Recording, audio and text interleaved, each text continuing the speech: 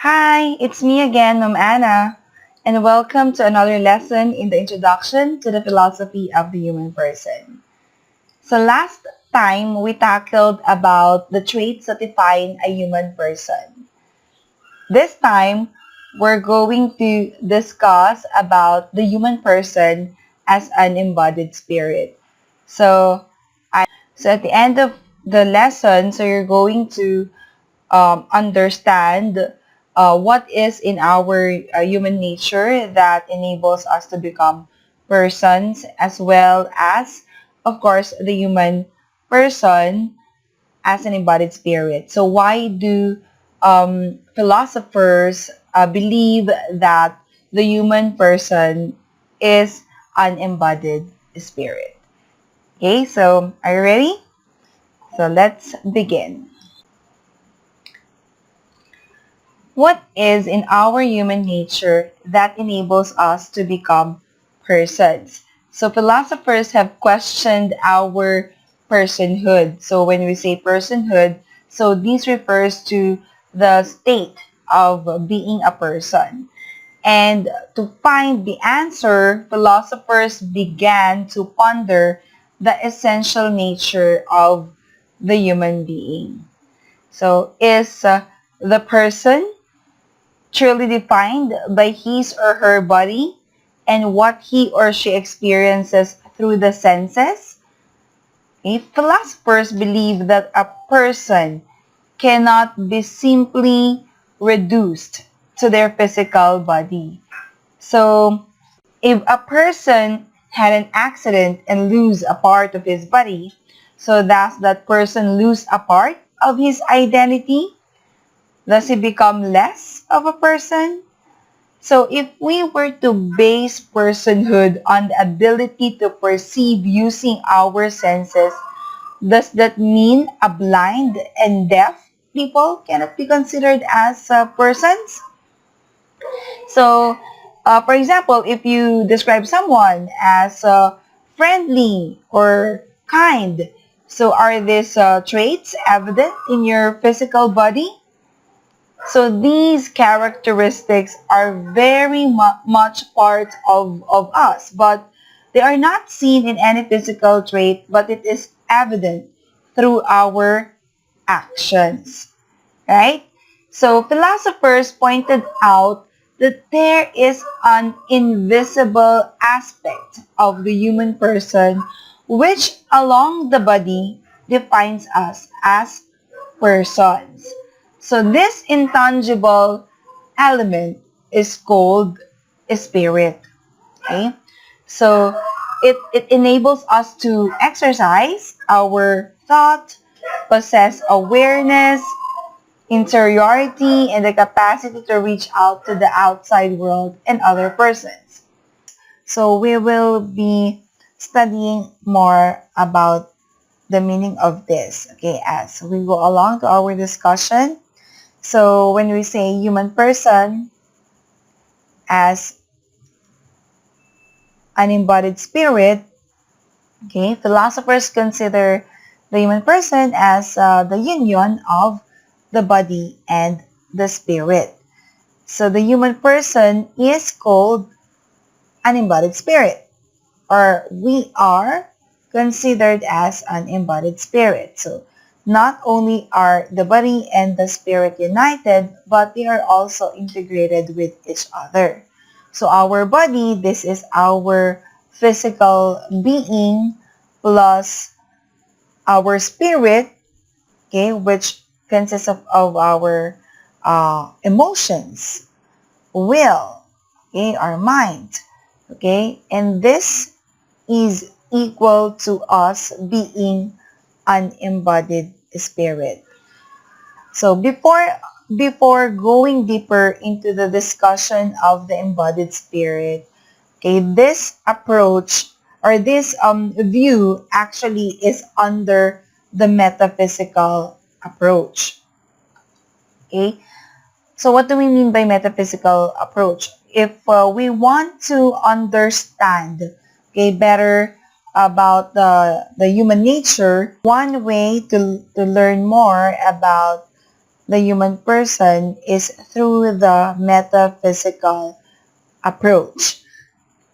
Metaphysical approach answers the what of a person.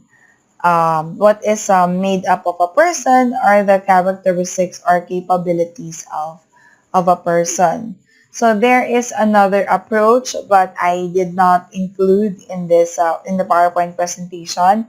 That is what we call the existentialist approach. So that one focuses on the who. The who of existentialist approach focuses on the who of a person. Okay, so as I mentioned, we will just concentrate on the metaphysical approach in this lesson.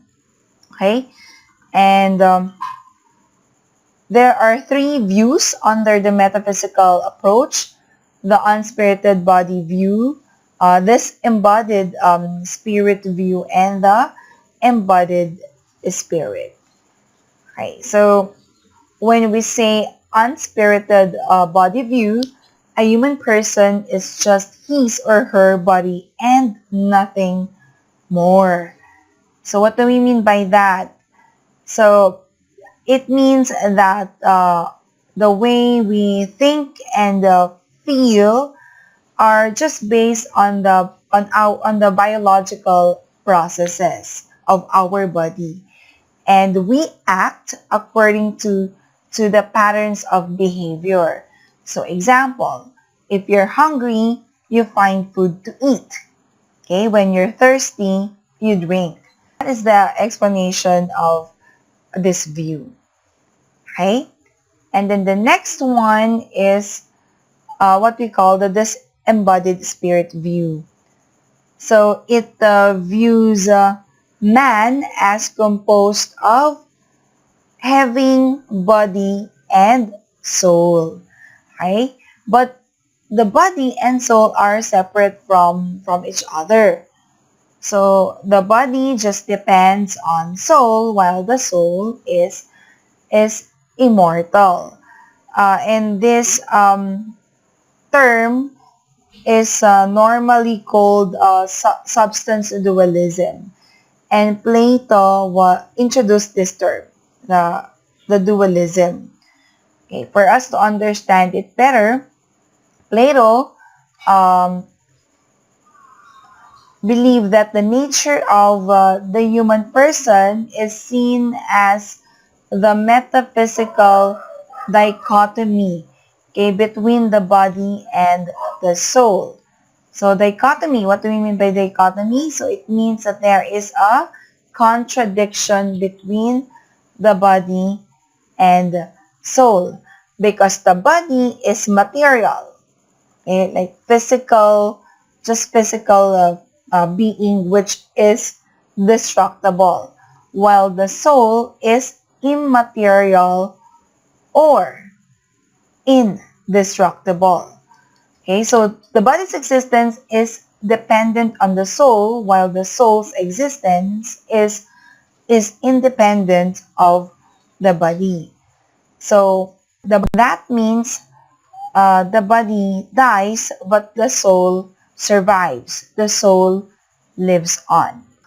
And he also argues that the soul existed prior to the body. Okay. Plato enumerated the three parts of the soul. So he believes that there are three parts of the soul. The first one is a rational soul, which is located in the head. The second one is spiritual soul. It's in the chest. And the third one is the appetitive soul, which is located in the abdomen. So when we say appetitive soul, it means this is the desire soul, because it desires bodily pleasure drives that the person experiences, such as thirst, hunger, and other physical wants, okay, that need to be gratified. Okay. The second one is the spiritual soul. So This one is in charge of motivation of the human person to action. So it drives the human person to emotions such as, so what are the different emotions? Happiness, sadness, or anger, and so on. Then the last one is the rational soul. So this is the seat of the mind and the intellect, and it enables one to think, reflect, comprehend, draw conclusions, and the like in the rational soul. So this is the highest form of soul according to Plato. With regards to morality, Plato used his theory on the soul as its basis. Okay, so for example, here is an example based from one of the writings of Plato. So the title is the thirsty man, or the topic is about the thirsty man. So a very thirsty man is wandering through the desert and sees a pool of water. As he comes closer, he sees a sign that states that the water is poisonous. Upon viewing the sign, the man enters a state of conflict within his soul. Desire says to drink, but reason says not to.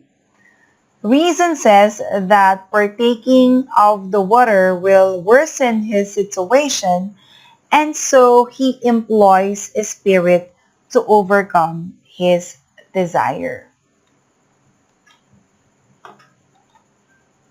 So in this example, reason guides desire of what is right and what should be done. And for Plato, if desire and spirit were guided properly by reason, the human person will attain a well-balanced personality. Okay, so if desire motivates, spirit animates, and reason guide. So it seems like it's similar to Freud's structure of personality, the id, ego, and the superego. Okay, but we're not going to tackle that because that is another topic. So we're not going to tackle that anyway in this lesson. So on the whole, for Plato, the human spirit is just a soul using a body. Okay, he believed that the soul is imprisoned in the body and that the soul lives even when the body dies or decomposes because it is indestructible.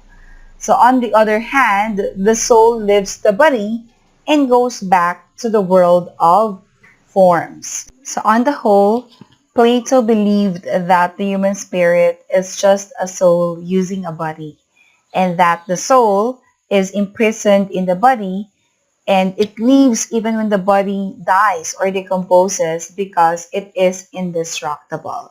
Remember, when we say disembodied spirit, the body and the soul are two different entities. Okay?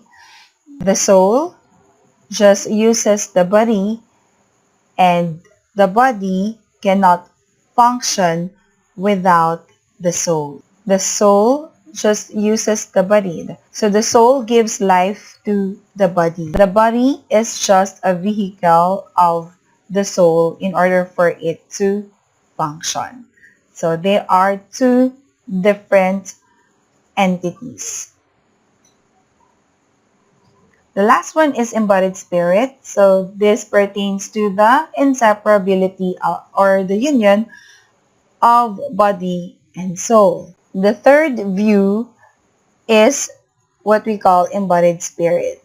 Okay, this is an inseparable union of body and soul. Embodied spirit contradicted to Plato's beliefs of, or belief, Plato's belief of disembodied spirit. Aristotle disagrees with Plato's dualism. Okay? He believes that there is no dichotomy between the person's body and soul. The body and soul is in a state of unity and they are inseparable. So take a look at this example. Okay. So take a look at this example. Okay, this is a 100 peso bill. Okay, so they have different faces, right? So it has two different faces. So this one is with the face of Manuel Rojas, and then the second one at the back is the Mayon volcano. So they are together, but they have different faces, right? So this is what we mean by embodied spirit. Magkaiba, pero magkasama.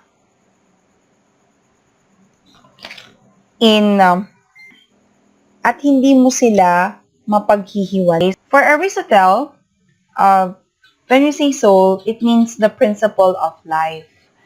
Okay, so the Greek word for soul is psyche, okay, or psyche, okay, which means the concept or the principle of life. So the principle of life means that the soul causes the body to live. So in the context of the human person, Aristotle believes that the soul is the form to the body, while the body is the matter to the soul. Thus, the body and soul are inseparable. So body and soul constitute the human person as a whole. Okay? And since anything that the body and soul therefore constitute the human person as a whole. It then follows, for Aristotle, anything that has life has a soul. So if anything that has life as a soul, it then follows that the plants and animals have souls too. So he distinguished the three levels of souls. Okay, so the first level is the vegetative soul.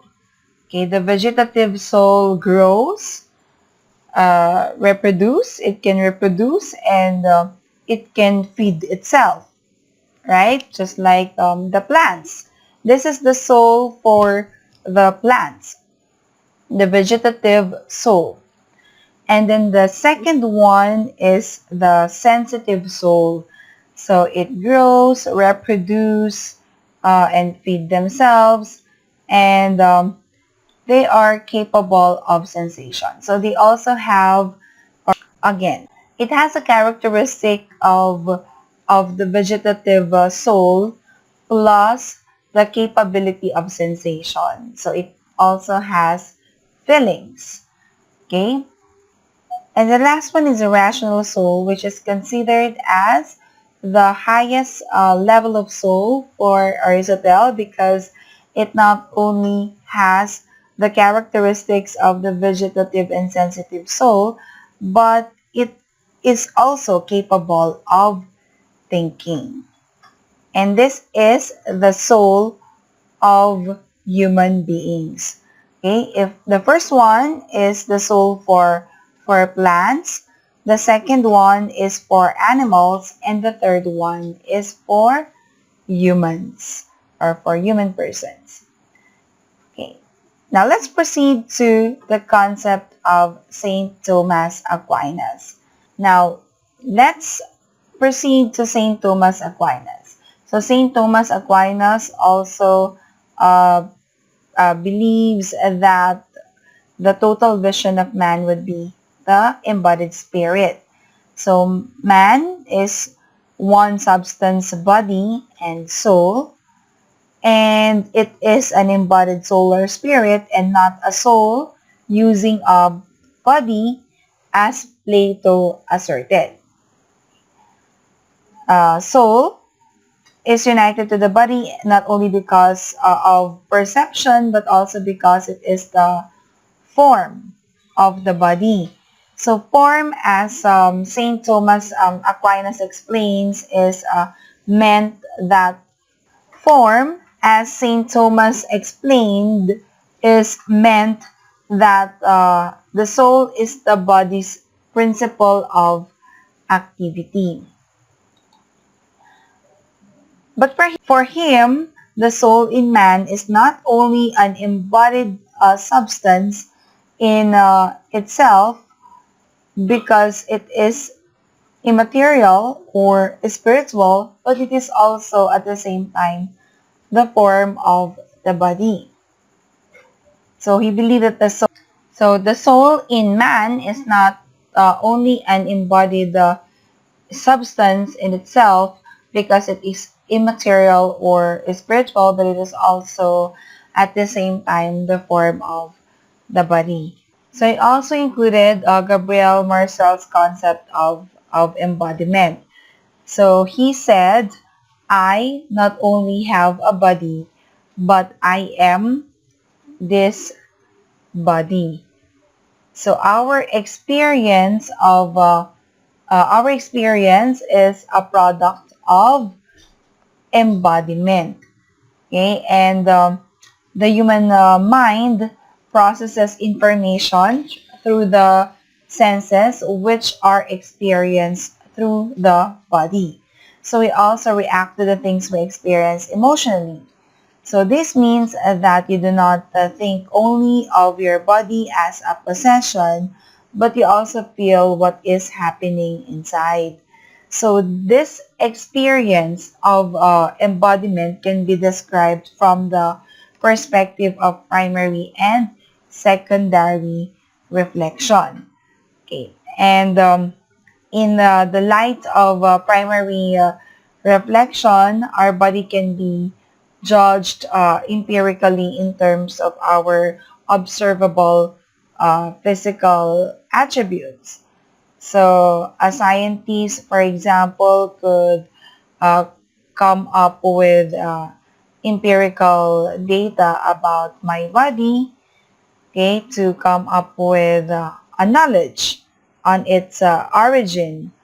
So from this perspective, in the eyes of the scientist, my body becomes a body.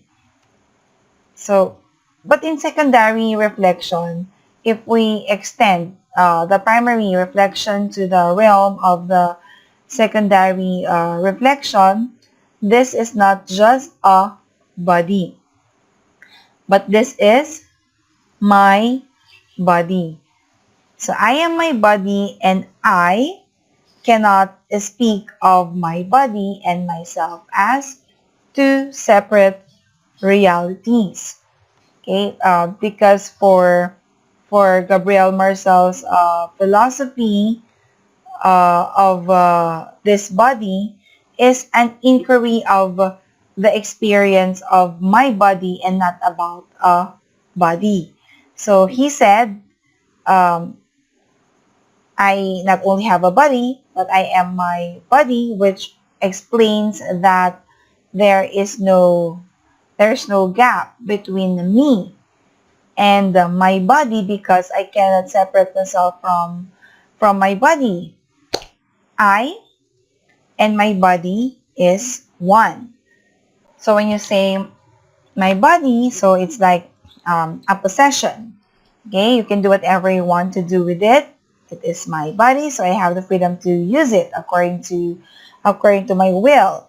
So it is as if my body is a form of transportation for myself. By using secondary reflection, so we can see that it doesn't make sense to separate the I and the body. So to ask, well, what is the relation to the I to the body? So is the logic I have a body the same with I have a dog? Okay, So are they similar? Are they related? Are they the same? So in order to possess a dog, we must have a relationship with each other, an interrelationship with each other. So I must have responsibility and control with what I possess. So does it make sense to consider that my body is only an instrument? So if I say I own my body, I treat it like an instrument that I possess. Okay, so example, by means of my body, I can possess other things such as cell phone, tablet, or a bicycle. So can we say then that my body is an instrument? Okay, when we say an instrument, what do we mean by instrument? So when you say an instrument, it is just an extension or reinforcing a power or part of my body. So example, eyeglasses, diba? It can reinforce my eyesight. Bicycle can reinforce my ability or the ability of my feet to travel. So if my body was an instrument, so it would need some other body to reinforce. And we would have arrived at an unending series of bodies ad infinitum. So my body cannot be framed in an instrumentalist idea. Why? Because I do not think of my body. I feel it. So your body is not just an instrument. So what one, so I cannot say it's just my body and there is nothing personal about it because the person and the body is one. So it is you. The soul and the body is one because it is you. So what you show through your body is a manifestation of your thoughts or your feelings. Okay, so basically what you feel, what you think, okay, radiates and reflects through your actions. And that is you. That defines you. Whatever you do, it shows whatever you think, feel, okay, shows through your body. It shows through your actions. So the body, the body and the soul is one because it is you. So these are the concepts of the human person as an embodied spirit and also as the concept of embodiment also by Gabriel Marcel. And hopefully you have learned something about the topic. And I will just post the other references which you can read for you to have an in-depth understanding of this lesson. In the next video, I will be discussing about one's limitations and the possibilities for transcendence. So I hope you can watch that too. And I'll be delighted to see you again in my next one. So thanks for watching. Always remember to smile and thank God for a new day. So keep safe and God bless. Bye.